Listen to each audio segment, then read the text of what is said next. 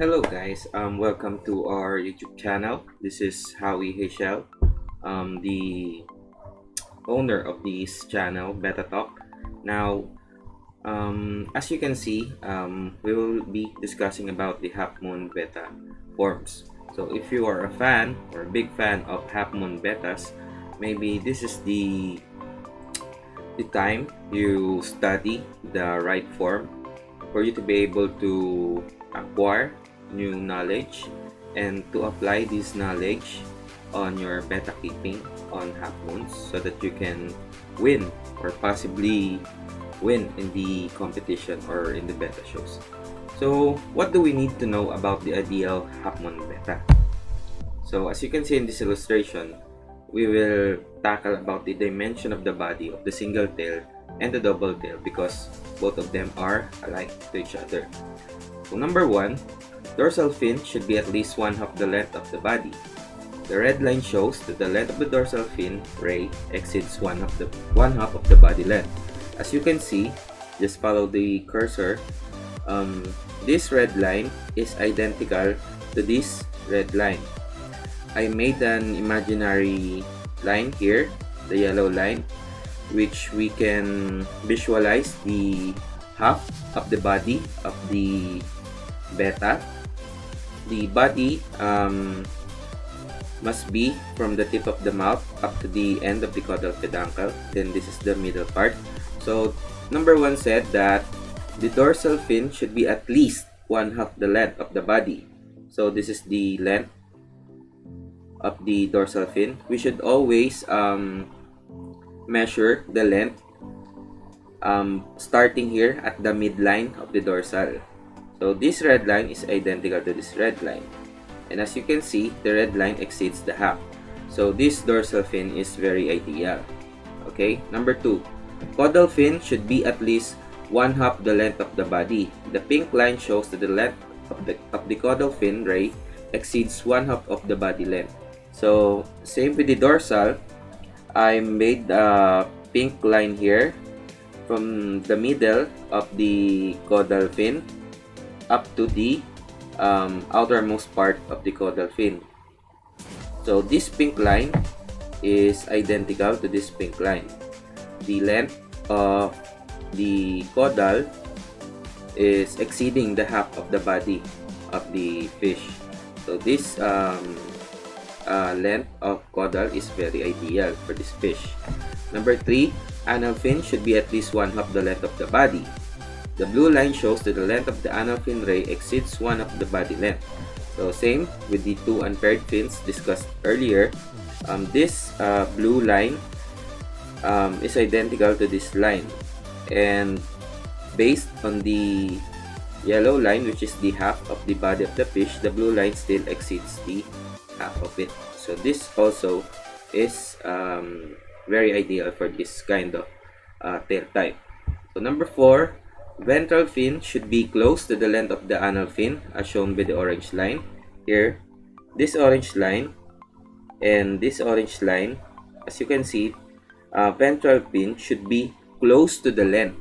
Okay, so this is the overall length of the anal fin and the tip of the ventral is very close to it.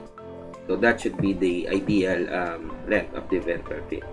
Number 5, pectoral fin should be large and full. And number 6, the blue silhouette here, the blue circle here, should create a circle, overall circling appearance from the dorsal to caudal to anal fin. So as much as possible, we should always have this kind of circular pattern. So we should have no spaces between these unpaired fins, no gaps in between, and the overall resemblance should be a circle. Okay, so that's the dimension of the body for the single and double tail long fin betas. Now let's tackle about the dorsal fin shape for half moon. Number 1, the ideal dorsal fin for single tail half moon is skyhawk. So what do we mean by skyhawk? So skyhawk type which sweeps forward.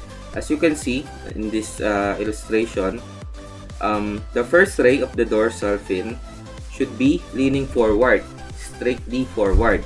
So this kind of fin is called the skyhawk dorsal.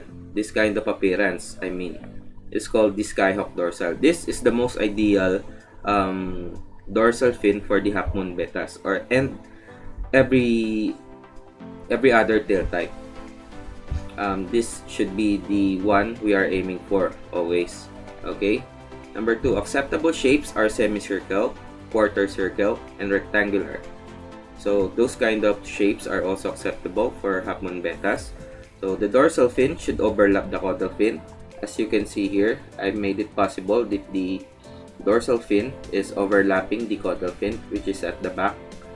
Okay, so we should always never see a gap or a space between them. And number 4, the first ray of the dorsal should be comparable in length with the other rays. So this first ray in the dorsal fin should be comparable in length with the other rays. So here, until the end. This is because it is important for us to have a long and steady first ray, long and steady, or to prevent the we must also prevent having small stalks here.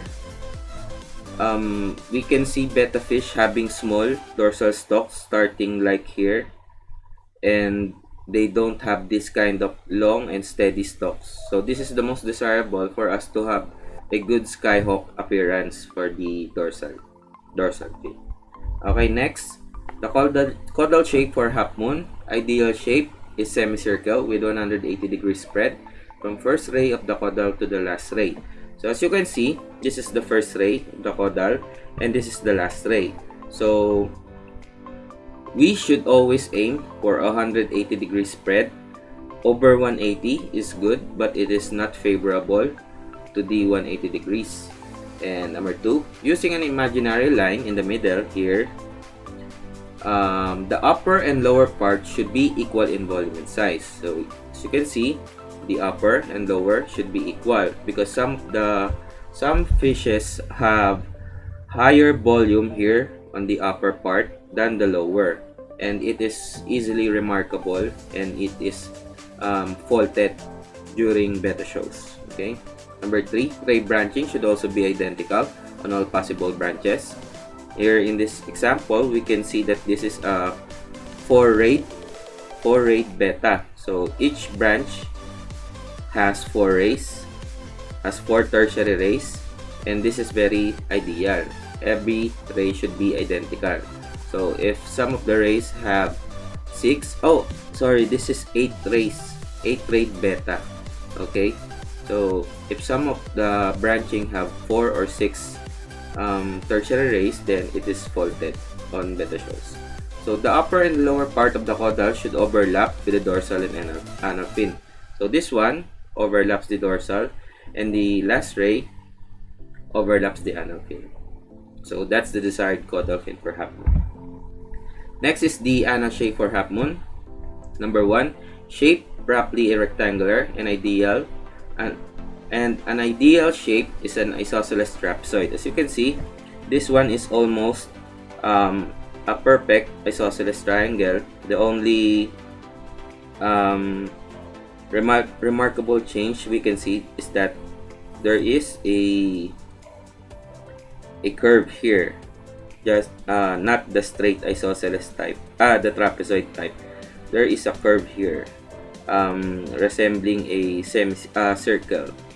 Okay, so the first ray of the anal fin can display a forward projection but maintaining a nearly straight line. As you can see in this picture, the first ray of the anal fin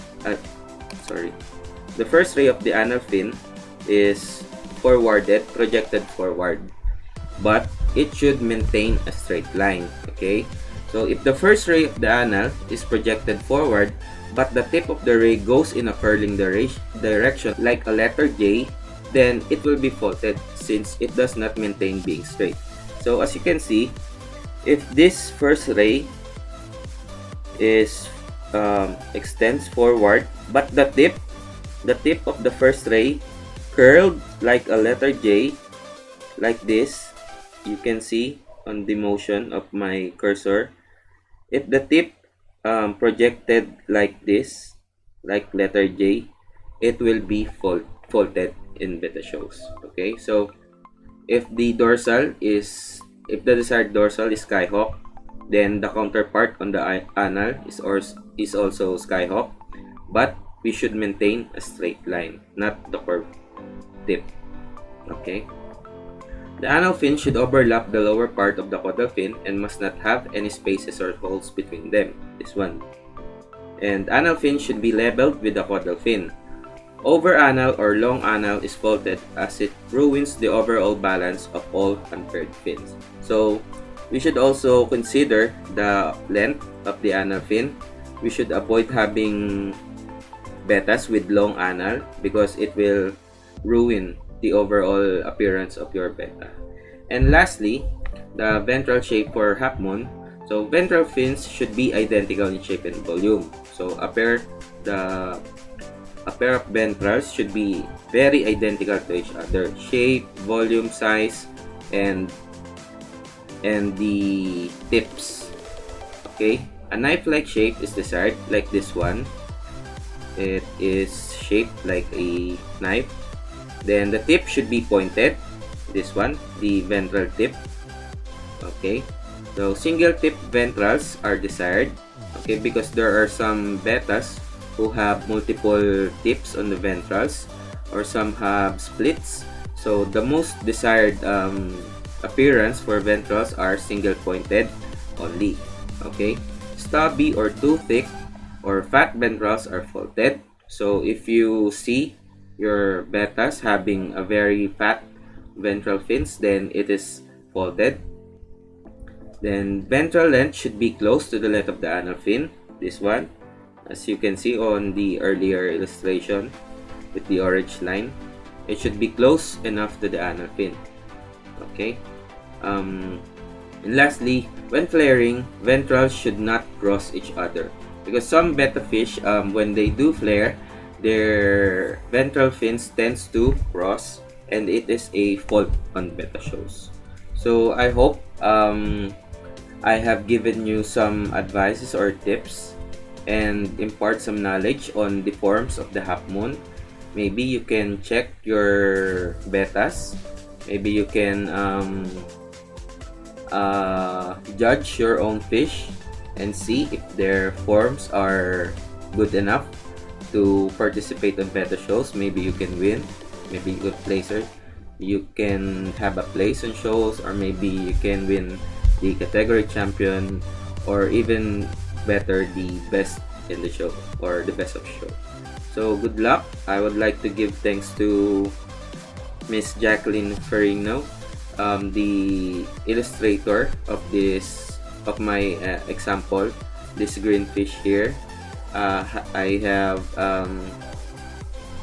grabbed it from the International Betta Congress Standard Handbook, and thank you, ma'am, for this illustration. Okay, so thank you all for watching. I hope you enjoyed this episode, and next time we will tackle about different tail types. Okay, bye.